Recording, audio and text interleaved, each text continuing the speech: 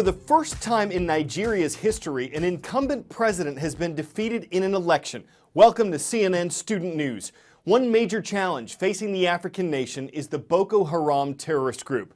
Nigerian voters apparently felt that the nation's former military ruler, Muhammadu Buhari, would be more effective at fighting them. Buhari is set to replace outgoing President Goodluck Jonathan. To Switzerland, a deadline came and went between Iran and 6 other countries, including the U.S. The goal, reaching an agreement concerning Iran's controversial nuclear program.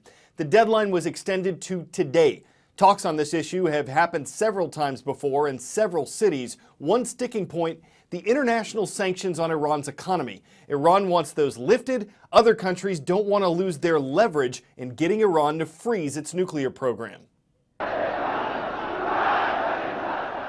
U.S. sanctions against Iran date back decades and include a ban on oil, weapons and, of course, anything that might further Iran's nuclear program. The long list essentially cuts off trade and investment between the two countries. In recent years, the United Nations and the European Union have joined the U.S. in pressuring Iran to halt its nuclear ambitions, targeting Iran's energy and financial sectors through a tightening web of sanctions. Since 2006, the UN Security Council has passed 6 resolutions targeting Iran's nuclear program. But perhaps the biggest impact on Iran came in 2012, when the EU agreed to stop buying their oil. Iran's oil exports dropped dramatically, their currency plummeted in value, and their economy lost hundreds of billions of dollars. All told, sanctions have deprived Iran of more than $200 billion in lost revenue. The sanctions don't stop there. Both the US and EU limit Western firms from doing business in Iran and have increasingly isolated Iran's banks, denying them access to Western markets. Also, millions of dollars in assets from dozens of Iranian nationals, organizations and businesses have been frozen, including top members of Iran's government and military. The West African nation of Guinea has closed its border with Sierra Leone. The reason? The continued spread of the deadly Ebola virus. The World Health Organization says more than 25,000 people have been infected with it since last year, and that the incurable disease has killed more than 10,000. Liberia, Sierra Leone, and Guinea have been hit hardest. The spread of Ebola seems to have stopped in Liberia. It's slowed down in Sierra Leone, but the number of new cases has increased in Guinea. Healthcare workers in the region are doing all they can. I didn't know about international aid or like this whole world around the UN. I didn't know anything about that, but I wanted to help and I wanted to do something, and I felt not that I only wanted to, I knew that I had to. So when I got there, WHO had called all the community leaders together during the quarantine. When he left, I was like, can we all stay here and talk to the community? I'm like, what do you guys need? Like, what's most needed? And they're like, we call for an ambulance, and the ambulance doesn't come for 4 days. So I'm like, all right, we're getting an ambulance. So we got an ambulance. From the, working with the community to decide what was most needed, and then came up with steps of like the active case finders. They go door to door to door, knocking down doors, basically looking for sick people. So if someone's sick, let us know, okay? We can help, yeah? I follow the ambulance just to make sure that our guys are taking on and taking off the protective gear. And on the steps is this like 3-4-year-old little girl, that she had this like pink party dress on, and her name is Perlina. The community didn't want her, and her little brother or sister had died, and they had other family members die, and so they thought she had the sickness, but she wasn't showing symptoms yet. She was gonna go by herself like into this holding center, and I was like, we can't have her here. So we coordinated with some of the people that worked there, and we were able to take Perlina and keep her safe and kind of quarantine her with doll babies and tons of clothes and ice cream and Disney movies. We were able to reunite her with her living father and stepmother and her mom's mom. So life has been returning to normal. I think it's more learning how to live with Ebola now. We can do more as a world, as a planet. It is our responsibility that, our humanity is wrapped up in each other. Hear that? It's the roll calling. Let's answer it. Chicago, Illinois, Chi-Town, the Windy City, the second city. It's the city where you'll find St. Therese Chinese Catholic School online and watching CNN Student News. From Pleasant Hill, Iowa, say hello to the Rams. Southeast Polk Junior High School is with us today. And not too far from Alabama's Gulf Coast is the city of Robertsdale. It's the home of the Bears. Robertsdale High School rounds out our roll. The U.S. government's jobs report usually comes out the first Friday of each month. The report for March is due out this Friday. It'll include the national unemployment rate and an estimate of the number of jobs added in March.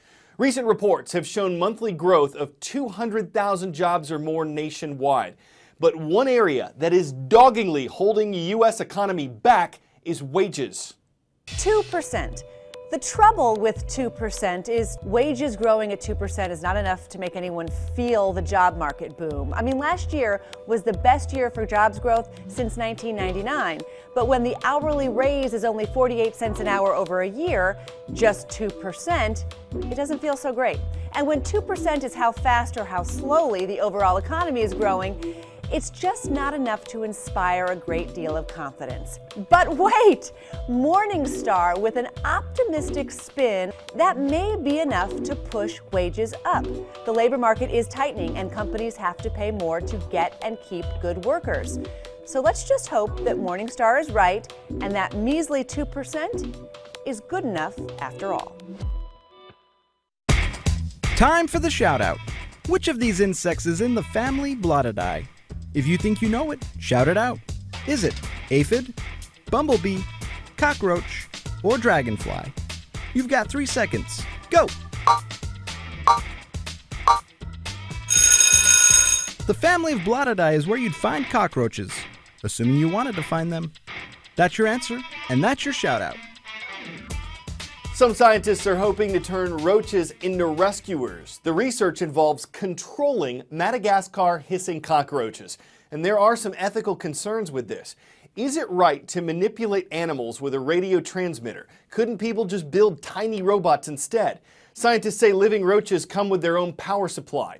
Is it cruel? Some critics fear this could hurt the roaches or electrocute them. Researchers say the roaches would simply run away if they were zapped. These go where the signals tell them to. Finding survivors under the rubble is a top priority in the desperate hours after a disaster. Search dogs can't go into every crack and crevice, but roaches can.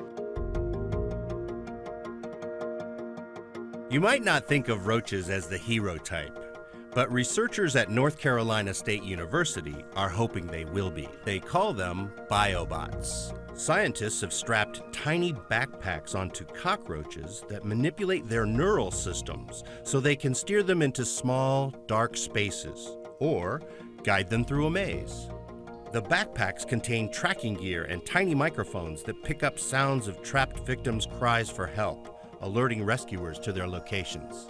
Listen to this actual recording, captured by a mic'd cockroach and transmitted around a corner to a receiver 16 meters away. 1, 2, 3. Theoretically, rescuers could control the roaches by using apps on their smartphones. What's next? Eventually, the biobots could be mounted with tiny cameras or infrared sensors that can detect heat, another way to find people trapped under debris. If this technology proves successful, first responders may someday arrive on the scene with a box of cockroaches wearing backpacks. Smart biobots that could save lives.